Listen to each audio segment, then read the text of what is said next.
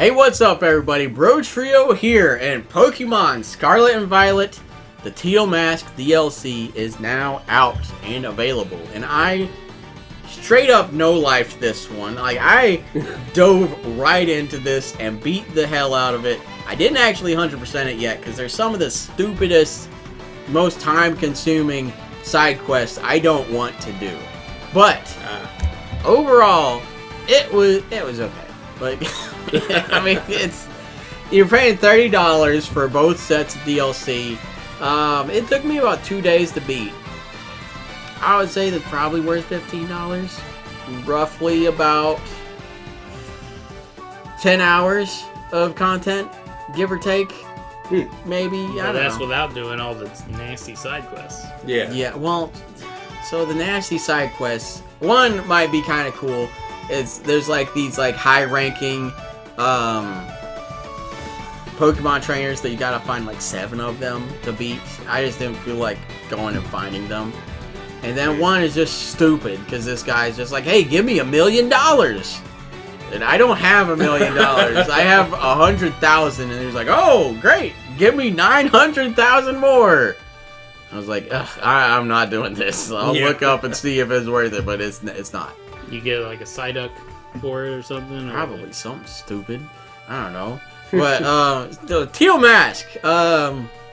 Overall, I would say it's gonna be just like the Isle of Armor DLC from Sword and Shield, where it's like, okay, this is kind of fun, but it's nothing compared to the next DLC. Because like the Crown Tundra was far and away better than the Isle of Armor, and you can kind of tell the hidden treasure of Area Zero is going to be like that to the Teal Mask. Well, Area Zero was like the coolest part of that game. So. Well, yeah. And I'll say that. You can kind of tell, like, that's how they're seeming to go for it. There was a lot of foreshadowing for the hidden treasure of Area Zero, which I wasn't expecting. Because, like, Isle of Armor and Crown Tundra were completely separate. Oh, so you're just walking around there like, hey, I heard there's a hidden treasure in Area Zero. Is like that kind of foreshadowing, or like? I mean, yes, but no. Oh, okay. I'll get into that during the spoiler section, but ultimately, it depends on where you sit on this. If you want it or not. If you're a diehard Pokemon fan, go for it. If you really don't want to pay $30 for this DLC. That has 5 new Pokemon. I'll tell you that. Ooh. The rest is just stuff coming back. Which, you have the option to get the new returning Pokemon without buying it, because it's updated now if you have them in Pokemon Home. Yeah. Okay. But if you don't... I thought you meant it was only 5 added, period. No, they added like a bunch of stuff like Yanma, Yanmega, Lilligant, and, you know, stuff they cut before. Now you gotta bring it back. Snorlax is back. Okay. Yeah. But... redeemed. And I meant to say this while filming, but the game does still run like crap. It may actually run worse than it originally did, because originally I didn't really have that big of a problem. Like, it was fugly, but it still worked. Now it technically does work, but there is like some serious like input delay. Like, you talk to a person and then like 3 seconds later they start talking back like it just activated. And I mean, you can see right here I have someone to talk to, but they don't exist, and it literally takes like 10 seconds for them to load in. Like, pop in is bad, but loading and not even popping in for 10 seconds is ridiculous. The plot, I'll say, is actually fairly interesting. Like, it actually had me going a decent bit. So, find a mask. Good. Kind of better than, like, I was expecting. Because, I mean, the original Scarlet Violet plot did have me going a little bit. But this one was... I was actually surprised at a few points, which is weird to say for Pokemon. But ultimately, maybe wait and see how good the Hidden Treasure of Area Zero is this winter when it comes out, to see if you want to dive in and get this or not. But, I mean, I'm going to get it regardless, so I might as well play this in the meantime. That was my thinking. Yeah. So, that's my spoiler-free review. Take it as you will. Now we're getting into the spoilers.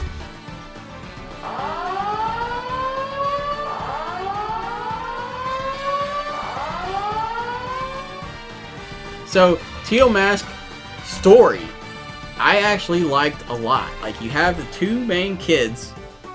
You saw them in the trailers. You guys might not even remember, but they're a bunch of little dipshits with dumb hair. That's Pokemon. Yeah, that's Pokemon. Yeah. One has like purple undertones, one has red undertones. Yeah, one's like I a remember photographer those. or Yeah. something. Yeah. That one is actually way cool. But the two main ones have like dumb bangs like crossed in front of their faces and just like, get it out of your face. Like, what are you doing? How are you comfortable with that? But it's based off of the whole DLC is based off of this Japanese like fable of this ogre that was terrorizing an island, and then like it's like a boy, a dog, a bird, and a monkey rise up to defeat the ogre or something. And that's what everybody's saying on the island. They're just like, these three Pokemon fended our city, or fended off an ogre from defeating our city or whatever. And it's just like, oh, okay, cool. They're called the Loyal Three. You're just like, okay, these are the hero Pokemon. And it's kind of dark because they're just like, they gave their lives to stop this ogre. So they straight up say the Pokemon died.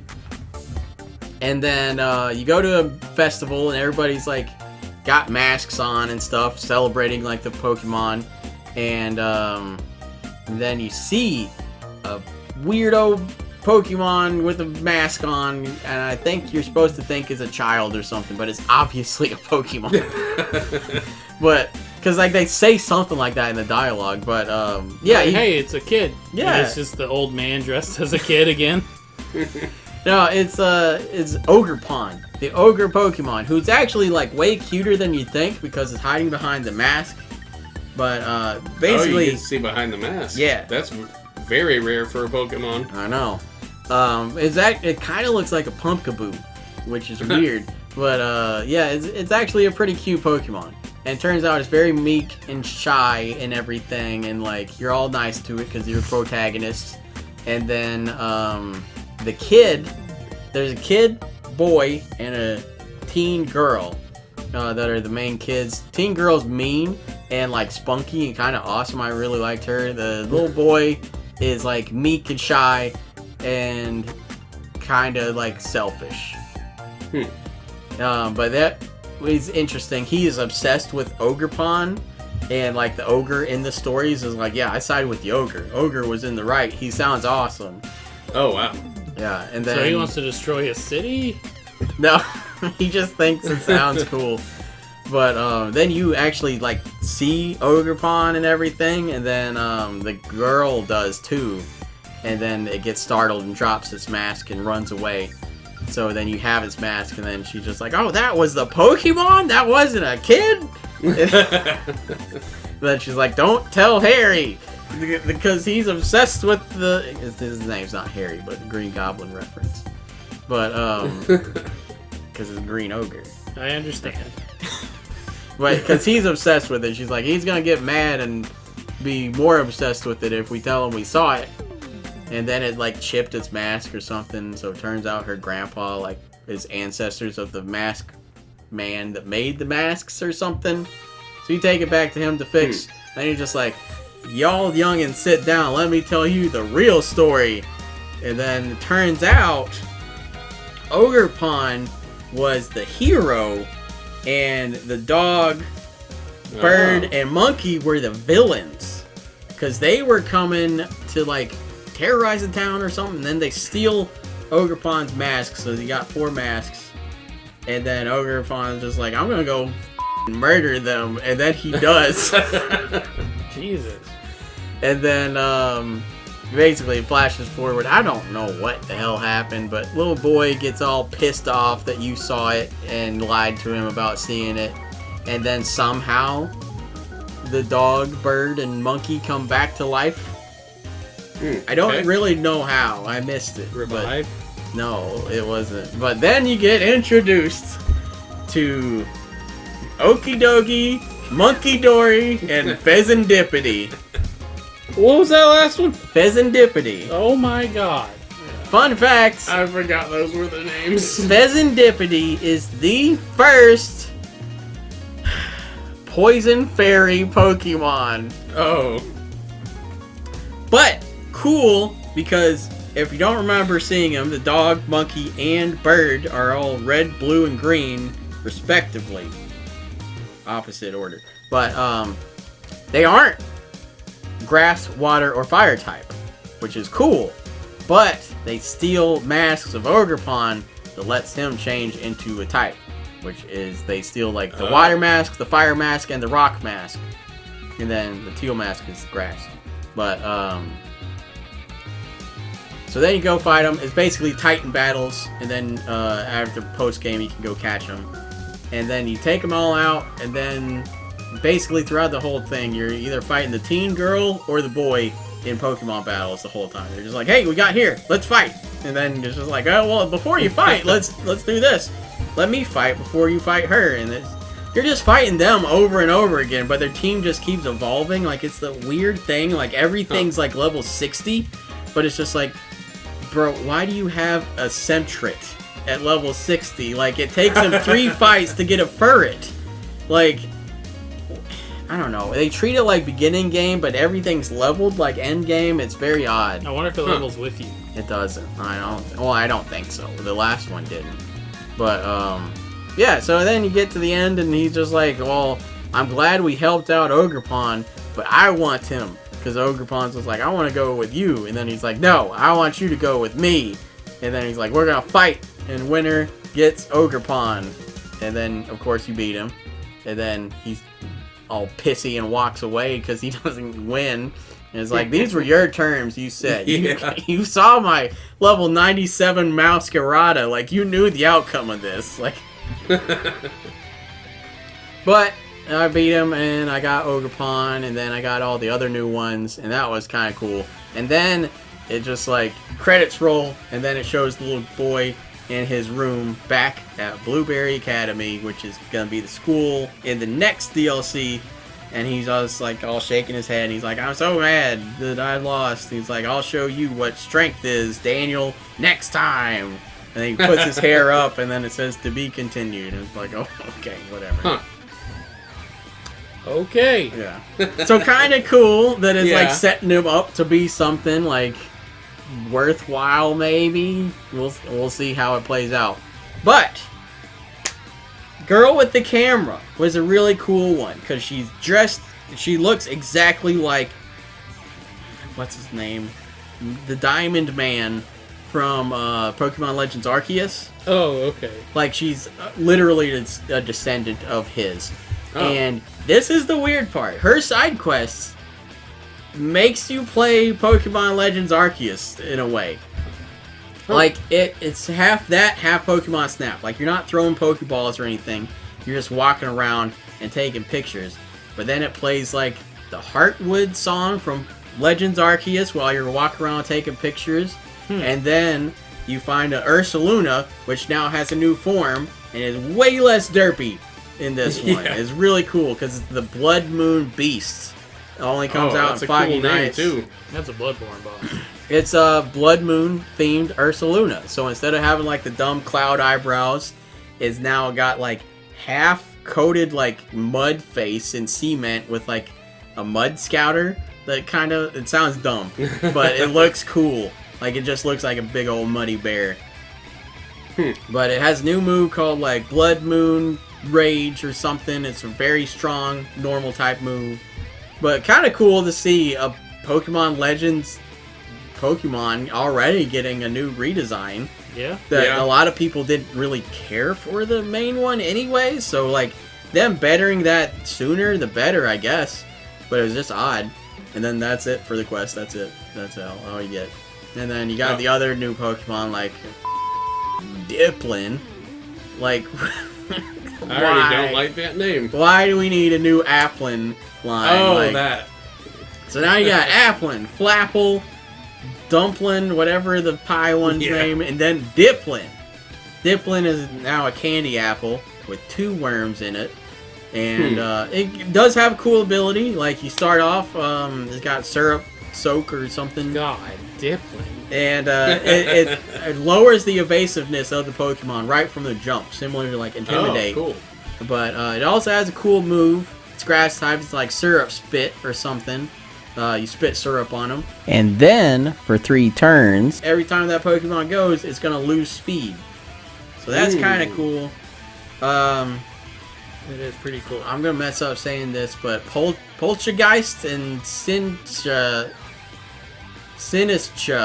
I think. Sure. Something like that. I saw it. It's basically like Toedscruel and Toedscool, but like Poltergeist and Sinistea.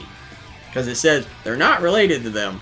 And then it's just like, yeah, but they are. They're the same. Like, they're based off of like Matcha Tea or something. Grass Ghost, kind of lame, kind of. The signature move, like Matcha Milk or whatever it's called, is kind of cool. And that it's cool that the tea-based Pokemon, I don't know if Sinistea knew this, but it starts with like the move Scald and stuff like that, like you would expect for tea. Okay. But the Matcha move is, I think it's grass type. It hits them, it can burn them, and you get health back from it. Oh, cool. So it's a good bit of moves, but yeah. Well, other than that, Ogerpon is by far the best one, because Pheasantipity learns next to no fairy moves, so like, what's even the point? That's weird. Okidogi is strong, but I mean, I don't know. He doesn't learn that many great fighting moves. And then Monkey Dory is psychic poison, and he learns a few good psychic moves. All 3 of them are all poison type, and they have the ability Toxic Chain, which any attack, if you do damage, has the chance to badly poison something. Oh, okay. So that's the coolest part about them. But other than that, their names are dumb as hell, and that's the best part I liked about them. But yeah, they're ultimately just not the greatest. But Ogerpon is kind of cool, because instead of terastallizing like anything else when they get the big old crown, his masks terastallize, because they're made out of the terastal crystals. Okay, so he's kind of like Arceus? Kind of, yeah. Because you put the fire mask on, it makes his like cudgel move fire type. Put the teal mask on, it's grass type. You put the rock mask on, rock type, water, and stuff like that. All 3 of the masks look different when you terastallize them, so that's kind of cool. They're not the greatest Pokemon though. Like you still you're pretty squishy, like getting hit a good bit. But there was one cool zone that was called like, I forget what it was called, like Crystal Lake or something like that, where it was all the terastal crystals from like Area 0.